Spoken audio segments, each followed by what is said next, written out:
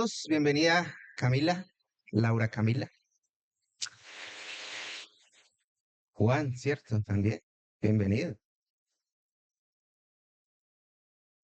Bueno, hermanos, vamos a orar y abrimos la palabra del Señor. Padre amado, queremos rogarte a esta hora que seas dirigiendo nuestras mentes, nuestros corazones, nuestras vidas en general, que tu Santo Espíritu pueda obrar en cada uno de nosotros, que podamos recibir tu palabra, la cual somos indignos de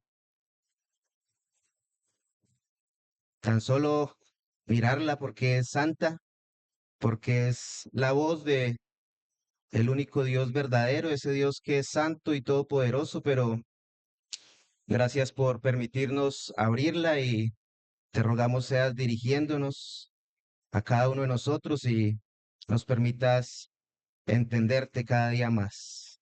Te lo pedimos y te lo agradecemos en los méritos de tu Hijo, nuestro Señor Jesucristo. Amén. Hermanos, nuevamente buena noche. Vamos a la carta de Pablo a Filemón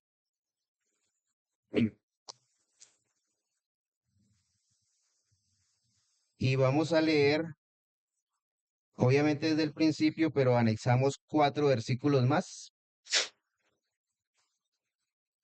Filemón 1:1, Pablo, prisionero de Jesucristo, y el hermano Timoteo al amado Filemón, colaborador nuestro, y a la amada hermana Apia, y a Arquipo, nuestro compañero de milicia, y a la iglesia que está en tu casa. Gracia y paz a vosotros, de Dios nuestro Padre y del Señor Jesucristo. Verso 4. Doy gracias a mi Dios, haciendo siempre memoria de ti en mis oraciones, porque oigo del amor y de la fe que tienes hacia el Señor Jesús y para con todos los santos, para que la participación de tu fe sea eficaz en el conocimiento de todo el bien que está en vosotros por Cristo Jesús. Verso 7. Pues tenemos gran gozo y consolación en tu amor, porque por ti, oh hermano, han sido confortados los corazones de los santos. Verso 8.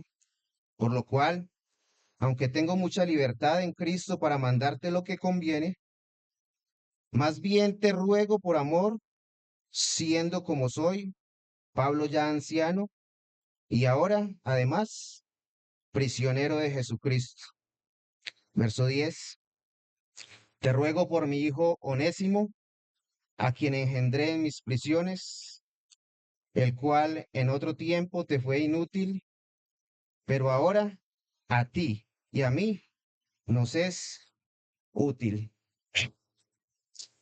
Bueno, hermanos, una carta que tenemos en cuenta que el apóstol está en prisión. Y en el verso 8 empezamos con una frase que dice, por lo cual, y nos conecta a qué?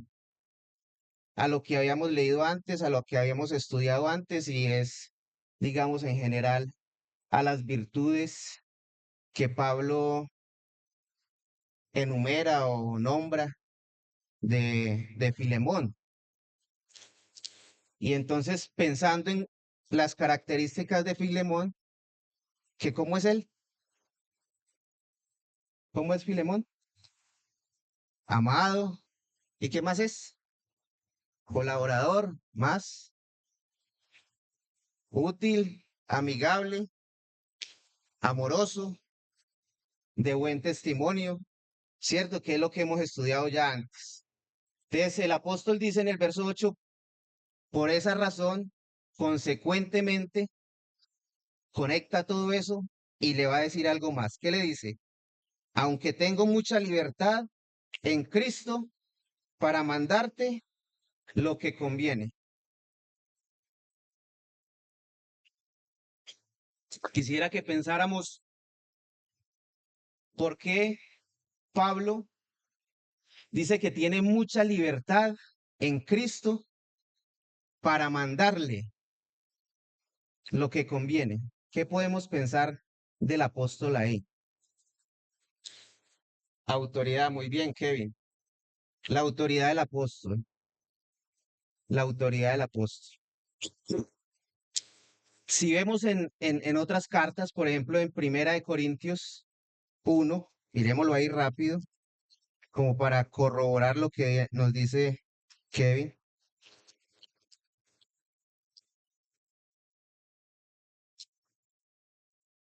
¿Cómo empieza? Primera de Corintios 1:1. Pablo, ayúdenme ahí. Llamado a ser apóstol de Jesucristo por la voluntad de Dios. Entonces podemos entender ese versículo que Pablo, aunque tiene toda la autoridad de apóstol, que tiene toda la tranquilidad de ordenarle lo que conviene a Filemón, ¿qué dice él en el segundo versículo? En el 9. Más bien que te ruego por amor.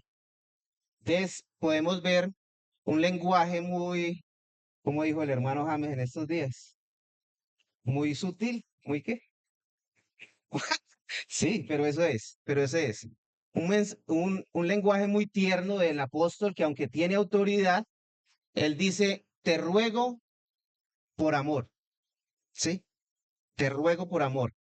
Y eso debemos de tenerlo en cuenta, hermanos, porque en algunas otras expresiones del apóstol nosotros podemos ver un poco más de qué de él, más de autoridad, de pronto un poco más agresivo. Y en algunas ocasiones, pensemos en comentarios de hermanas, el apóstol ha sido señalado por qué, por ser como, digan duro, hermanas, digan, machista. Digan que ahí sí no se ríen, ¿ya? Por ser machista. Y es todo lo contrario. El apóstol es una persona muy educada, muy amorosa, no, no deja de expresar sus sentimientos y lo podemos ver acá. Aunque tengo mucha libertad en mandarte lo que conviene, más bien, dice así, más bien te ruego por amor que, siendo como soy, Pablo ya anciano y ahora además prisionero de Jesucristo. ¿Qué pensamos de esa palabra anciano? ¿Él es anciano en qué? En, en años, ¿sí? No es el anciano de la iglesia, es anciano en edad. Entonces estamos hablando ahí de una edad que tiene ya el apóstol, que podemos ver una qué en la edad, experiencia, ¿qué más? Madurez, vivencia. Es interesante que en el capítulo 13 de Primera de Corintios, el apóstol le dice a los hermanos, hay una expresión ahí que dice, cuando yo era niño, hablaba como niño, pensaba como niño, juzgaba como niño, pero cuando ya fui hombre, dejé lo que era de niño. Algo así dice, ¿cierto? Dejé lo que era de niño. Entonces hay una qué, una transformación, ¿sí? Una transformación. Hay unos cambios corporales y quizás también en nuestra manera de expresarnos, en la manera de pensar, en la manera de actuar. Es diferente cuando somos niños, corporalmente, fisiológicamente, mentalmente, como nos expresamos, a cuando ya estamos como adultos. Y eso me hace pensar otra vez en el apóstol cuando era quién, cuando era Saulo. Y dice que cuando estaban apedreando a Esteban, los testigos pusieron sus ropas a los pies de un joven llamado Saulo. Avanzamos un poco en la lectura y en Hechos, y dice que Saulo consentía en la muerte de Esteban. Avanzamos un poquito más ahí y dice que Saulo, respirando aún amenazas y muerte, ¿contra quién? Contra los discípulos del Señor, ¿cierto? Vemos un pasado de Saulo violento, equivocado, contrario, pero ahorita en Filemón vemos que él dice, siendo como soy, Pablo ya anciano. Y entonces ahí ya vemos ese hombre maduro y dice, y ahora además soy qué? Prisionero de Jesucristo, o sea que está en la cárcel, es lo que quiere decir ahí, está en la cárcel por causa de quién? De Cristo, del Evangelio, de amar a Cristo, de amar a Cristo. Esa transformación, dijo Pacho, esa transformación evidente en el apóstol. Digamos que dos razones de peso para que Filemón siga escuchando el apóstol. Él le dice, te ruego, sí, no te mando, te ruego, por amor, siendo ya como soy un hombre de canas, de experiencia, de vivencias, y fuera eso, preso por la obra de Cristo, preso por amar a Jesucristo. Entonces queda claro el concepto ahí de anciano, ¿cierto?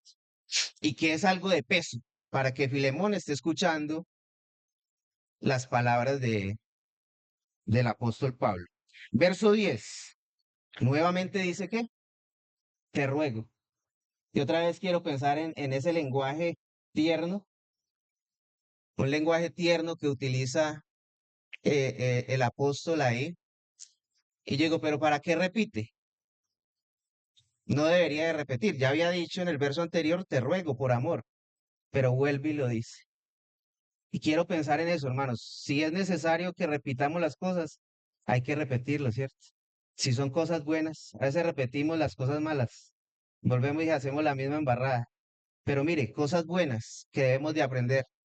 Te ruego, no te mando. Te ruego por quién? Por mi hijo Onésimo, a quien engendré en mis prisiones. Y ahí sí vamos a detenernos un poco. Y la primera pregunta ahí es, ¿de dónde salió el apóstol con un hijo en prisión? ¿Qué es lo que quiere decir ahí? ¿Es un hijo qué? Sí, sí es un hijo espiritual. O la esposa del apóstol tuvo hijo mientras él. No, no es eso. No, no tuvo esposa, era soltero. Ah, Nicolás sabía eso, que el apóstol Pablo era soltero, que no tenía esposa. Mm. Es importante que hagamos las preguntas, hermanos. A veces parecen bobas, ¿cierto? Porque la mayoría de nosotros sabemos de qué estamos hablando. Pero aquí hay audiencia que no sabe. Nicolás, por ejemplo, no sabía. Entonces él aquí está aprendiendo algo. Listo, entonces es un hijo espiritual. ¿Dónde más podríamos encontrar ese lenguaje donde Pablo se refiere a hermanos como hijos y que podemos corroborar esa aclaración que acabamos de hacer, que es un hijo espiritual? Pedro, Pedro con Juan Marcos. Hágale, lo espero, mientras yo busco otra cita.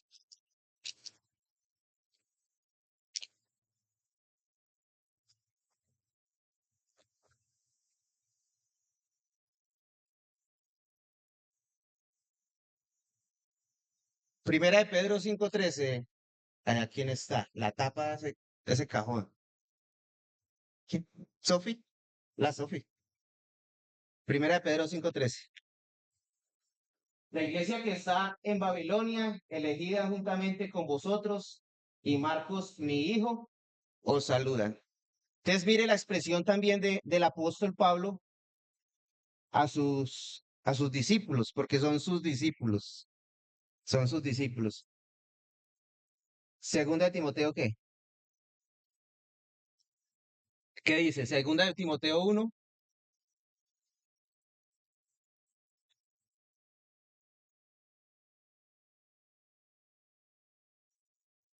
A Timoteo, amado hijo. Entonces, también es una expresión muy común, pero eso tiene unas características. O sea, él no le llama amado hijo o mi hijo a quien engendré, ¿sí? A todos. Entonces yo los quiero invitar a 1 Corintios capítulo 4,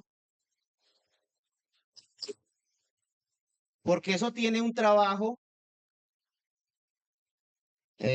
¿cómo le llamamos a eso?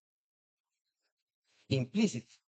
O sea, un trabajo que se debe realizar para que el apóstol realmente pueda decir a quien engendré en mis prisiones. 1 Corintios capítulo 4, verso 14, dicen, no escribo esto para avergonzaros, sino para amonestaros, ¿como a quién? Como a hijos míos amados. No para avergonzaros, sino para amonestaros, y ese amonestar ahí es como para corregirlos. ¿Pero como qué? Como hijos míos amados. O sea, como un padre educa, pero en esa educación ¿qué hay? ¿Hay qué? Amonestación, disciplina, corrección, ¿cierto? Y esa corrección se hace ¿cómo? En amor, ¿cierto?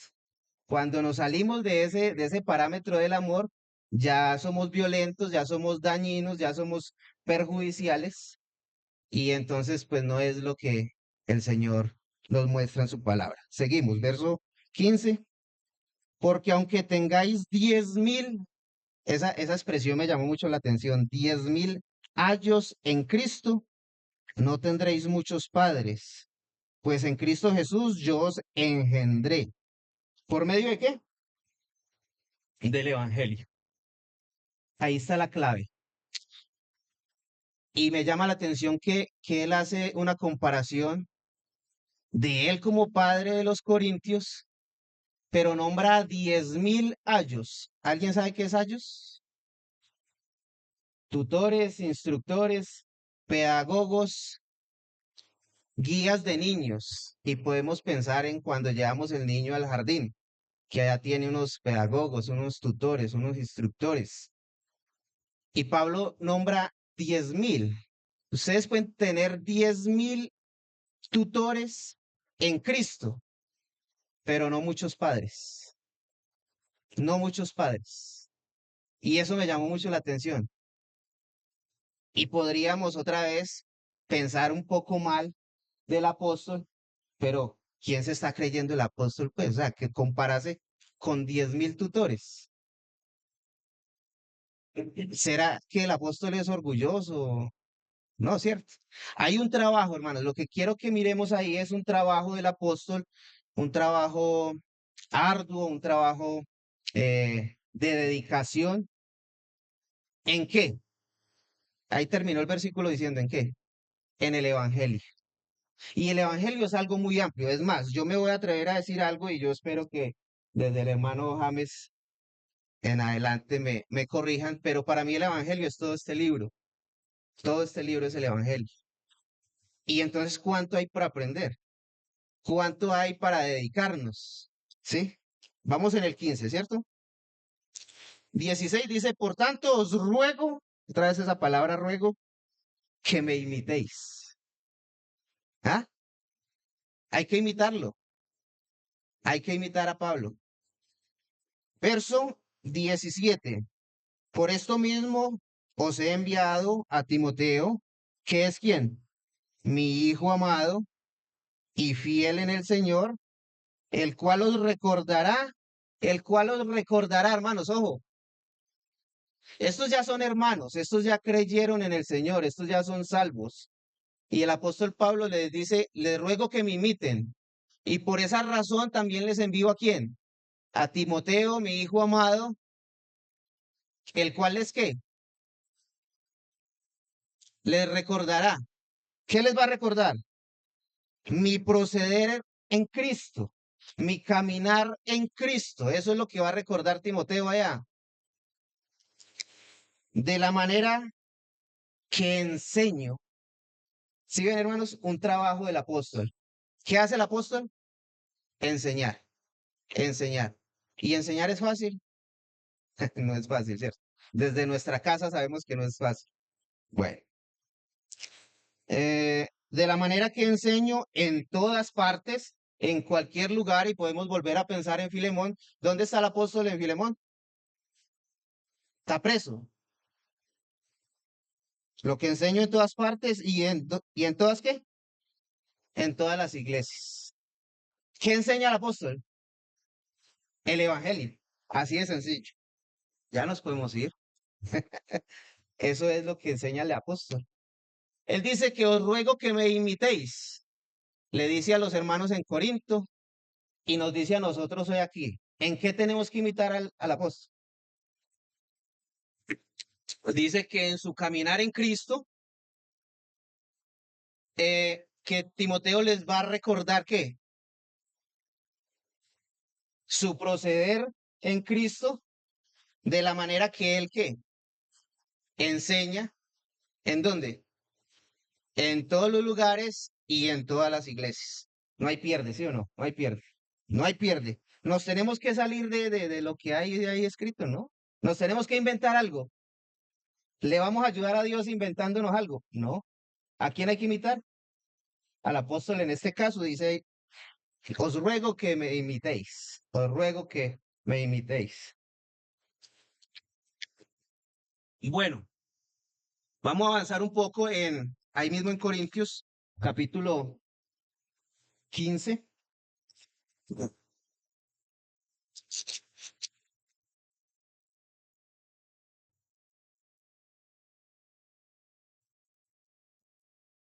Porque yo hablaba de que si de pronto el apóstol está siendo orgulloso, porque alguien puede pensar así, pero es que lo imiten, que lo que él enseña, que como él camina en Cristo.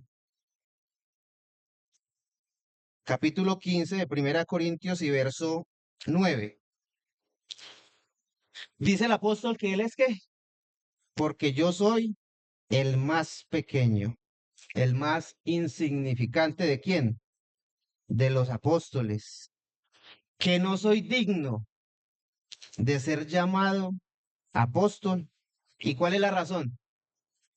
Porque perseguí la iglesia de Dios. Y es lo que acabamos de recordar en Hechos, ¿sí?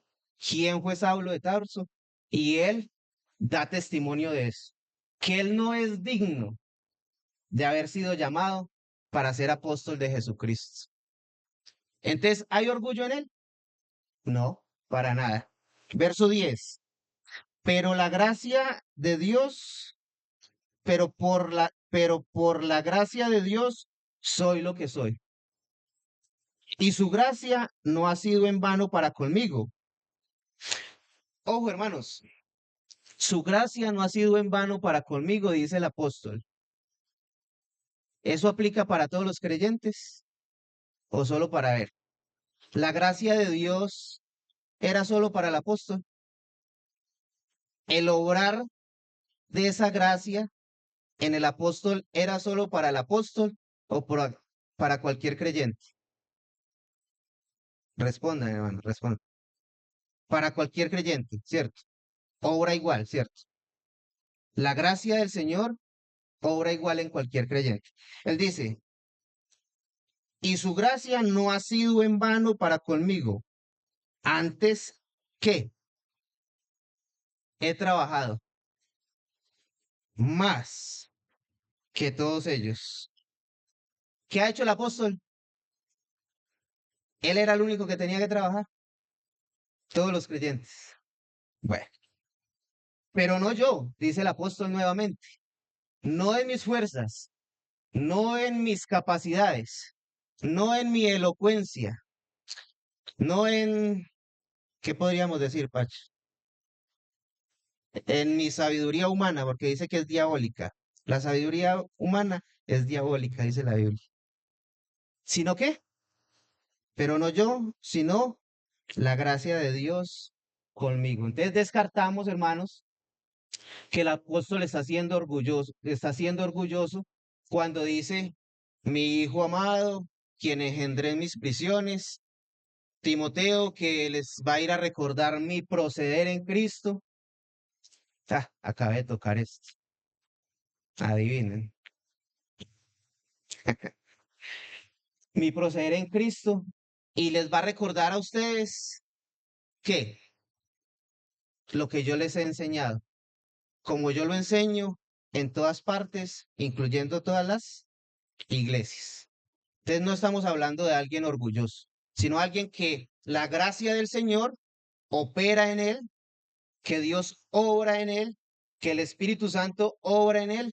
Y por esa razón vemos, vamos a volver a Filemón, donde dice, siendo como soy, Pablo ya, anciano, un anciano con sabiduría, un anciano con experiencia, un anciano que sabe lo que está hablando, que sabe lo que está pidiendo, y entre comillas, porque él dijo que no está ordenando, sabe lo que está ordenando. Bueno, del trabajo del apóstol, porque es lo que quiero enfatizar, hay algo que me llama mucho la atención en Hechos. Vamos a Hechos capítulo 20.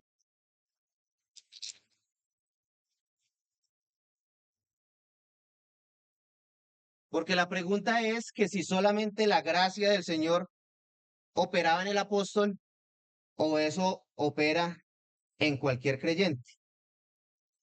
Pregunta más clara. ¿Solo el apóstol tenía que trabajar o todos los creyentes tenemos que trabajar? Todos los creyentes tenemos.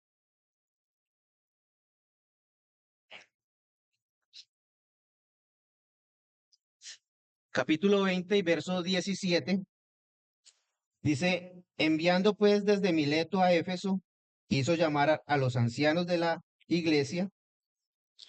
Cuando vinieron a él les dijo, vosotros sabéis cómo me he comportado entre vosotros todo el tiempo. El comportamiento del apóstol Pablo, vosotros sabéis cómo me he comportado entre vosotros todo el tiempo, desde el primer día que entré en Asia, verso 19, sirviendo al Señor con toda humildad y con muchas lágrimas y pruebas que me han venido por las acechanzas de los judíos. Y como nada que fuese útil, he rehuido de anunciaros, ¿y qué? Y enseñar públicamente, ¿y dónde más? Y por las casas, testificando a judíos y a gentiles acerca del arrepentimiento para con Dios y de la fe en nuestro Señor Jesucristo. ¿En qué trabajaba el apóstol? En el Evangelio. Ese último versículo nos aclara que el trabajo de él es que predicar a Cristo. Y es lo que él ha dicho desde el primer día que entré a Asia, no he parado. Y ustedes son testigos de eso.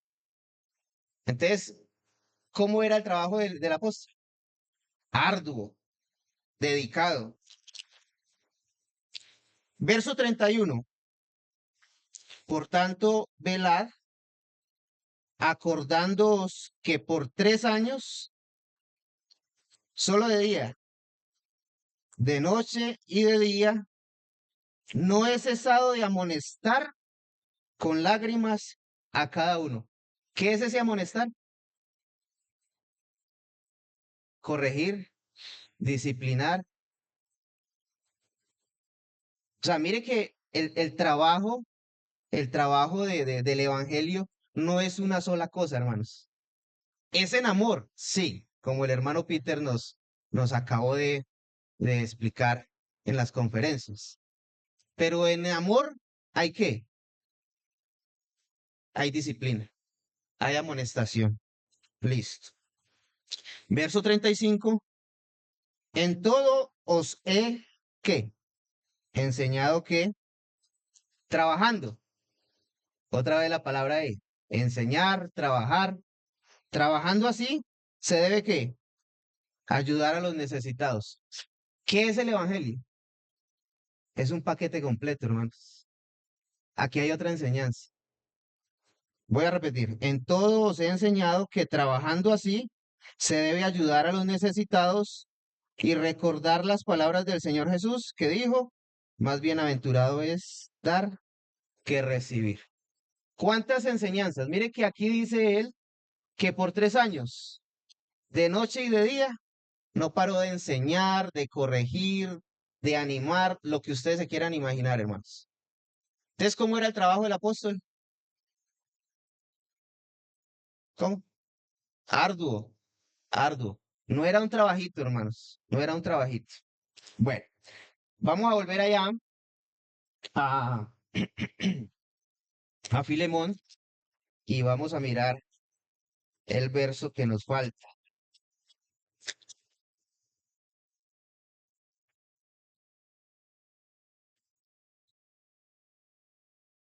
¿En qué verso vamos?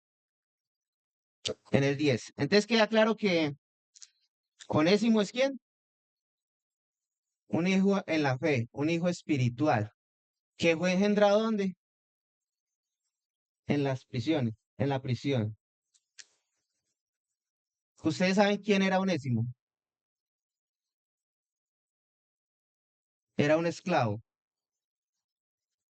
Y eso también me llama la atención.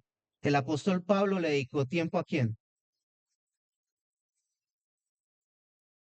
A todos, pero hablando de este personaje, era un esclavo.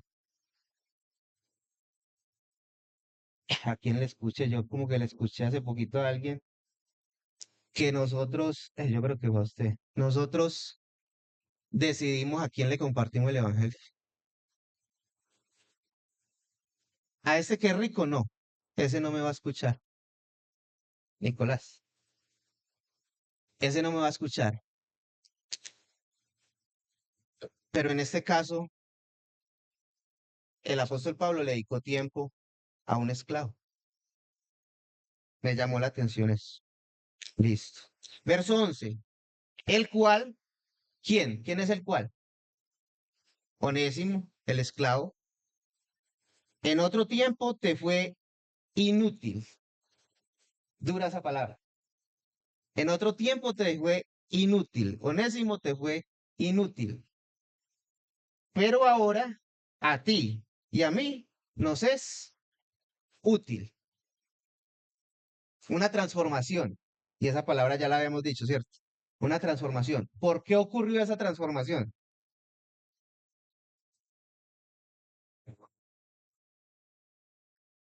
La obra del Espíritu Santo, el Evangelio, la gracia del Señor.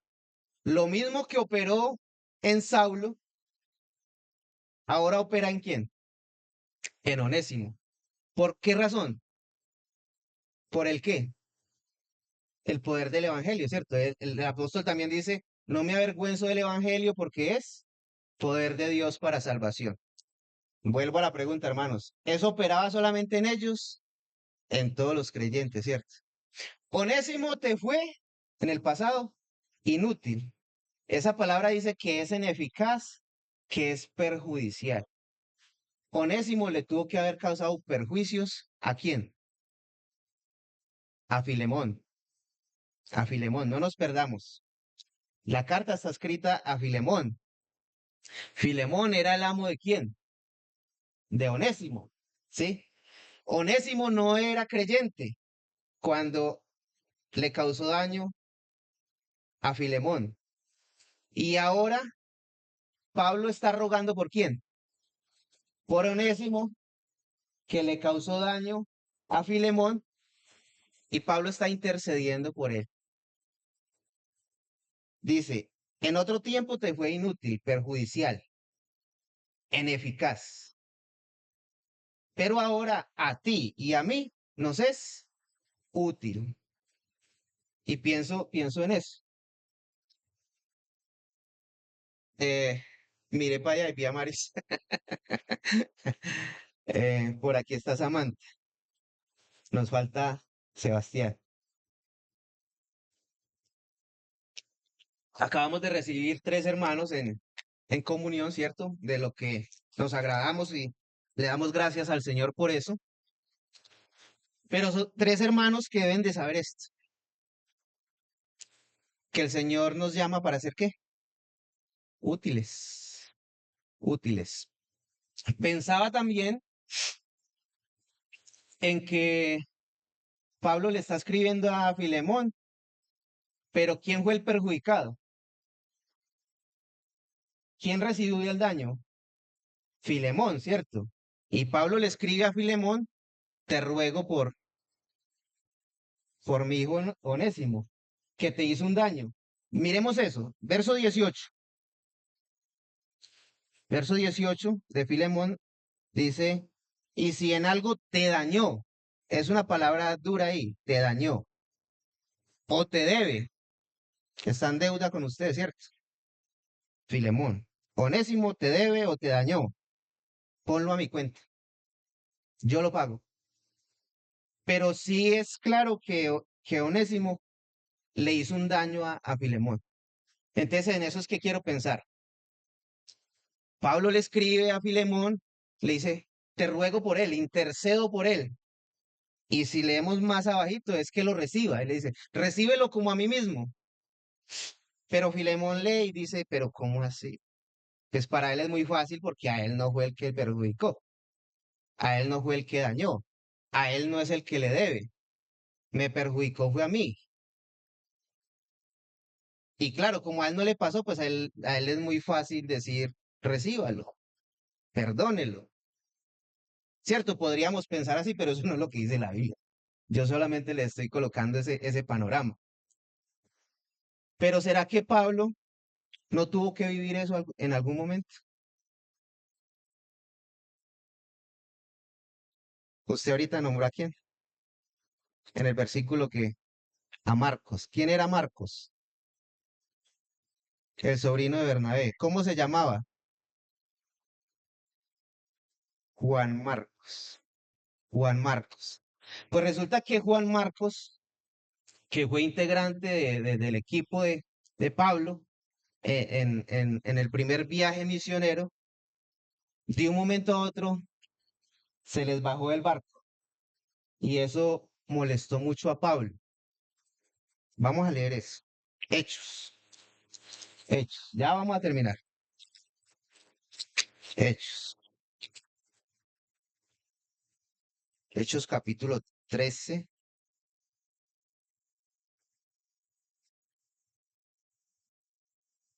Hechos capítulo 13 y en el verso 5. Vamos a ser precisos con los versículos que vamos a leer. Ya estamos, Hechos capítulo 13, verso 5. Dice, y llegados a Salamina, anunciaban la palabra de Dios. ¿Qué era lo que hacían estos hombres? Anunciar la palabra de Dios, el evangelio, en las sinagogas de los judíos. Tenían también a quién? A Juan de ayudante. Un ayudante es qué? Útil, colaborador. Juan era un colaborador útil para Pablo y Bernabé. Verso 13. Habiendo zarpado de Pafos, Pablo y sus compañeros arribaron a Perge de Panfilia, pero Juan, apartándose de ellos, volvió a Jerusalén. ¿Qué hizo Juan? Se apartó. Capítulo 15, verso 37. Y Bernabé era el tío de Juan, Juan Marcos. Y Bernabé quería que llevasen consigo a Juan, el que tenía por sobrenombre Marcos. Verso 38. Pero a Pablo no le parecía bien llevar consigo al que se había apartado de ellos desde Panfilia y no había ido con ellos a la obra. Tenía razón, ¿cierto? Sí, claro. Listo. Verso 39. Y hubo tal desacuerdo entre ellos que se separaron el uno del otro. Bernabé, tomando a Marcos, navegó a Chipre, y Pablo, escogiendo a Silas, salió encomendado por los hermanos a la gracia del Señor. ¿Qué pasó entonces por Juan Marcos haberse apartado de, de la obra? Hubo un desacuerdo entre ellos. Y ya el uno se fue a cumplir obra a un lado y el otro se fue a cumplir obra a otro lado. ¿Cómo quedó Pablo? Ahí dice, verso 38. Pero a, pero a Pablo no le parecía bien llevar consigo al que se había apartado de ellos desde Panfilia y no había ido con ellos a la obra. Hermanos, estos son tiempos diferentes, pero es un ejemplo que quiero traer que a Pablo también le pasó. O sea, Pablo también tuvo diferencias con hermanos. Pablo también estuvo molesto. Pablo también aplicó disciplina, corrección. Pero entonces él quedó enemigo de ellos.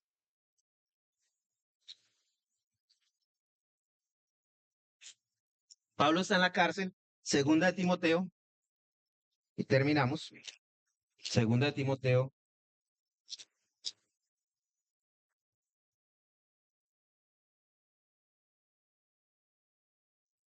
capítulo 4, verso 11.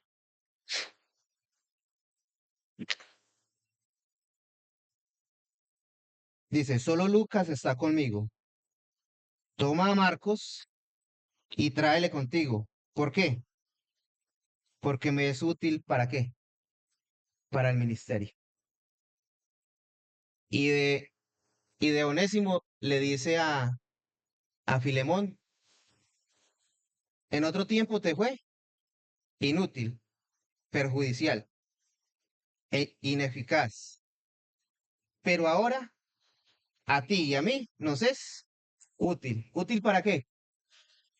Para el ministerio. Hermanos, roguémosle al Señor, o sea, para mí, no sé, de pronto a veces sueno, no quiero sonar mal, pero es claro, hermanos, que el Señor nos ha salvado, nos ha llamado. ¿Para qué? Para que le sirvamos. ¿En qué? En la obra, en el Evangelio. Para que le seamos qué? Útiles, útiles. Démosle gracias al Señor. Padre amado, te damos las gracias nuevamente por el tiempo que nos has permitido reunirnos y abrir tu palabra. Gracias porque podemos entenderte que quieres que seamos útiles en tu obra, que seamos eh, de bendición para los hermanos, para las demás personas, que es tu propósito, que es lo que tú nos muestras en tu palabra. Y queremos rogarte que nos uses, que nos limpies, que nos dirijas para que podamos agradarte con nuestra vida, que no estemos siendo absorbidos por los afanes de este mundo, que no seamos aquellos que piensan a la velocidad de este mundo que cada día está más cerca la perdición, que más bien seamos nosotros esos onésimos útiles en predicar tu palabra, en anunciar tu evangelio, en compartir las buenas nuevas de salvación. Te rogamos que nos enseñes a hacer luz en medio de las tinieblas. Te damos gracias por cada uno de nuestros hermanos acá presentes, que tú seas dirigiéndoles, que tú seas obrando en cada uno de ellos conforme a sus necesidades. Y esto te lo pedimos y te lo agradecemos en los méritos de tu Hijo, nuestro Señor Jesucristo. Amén.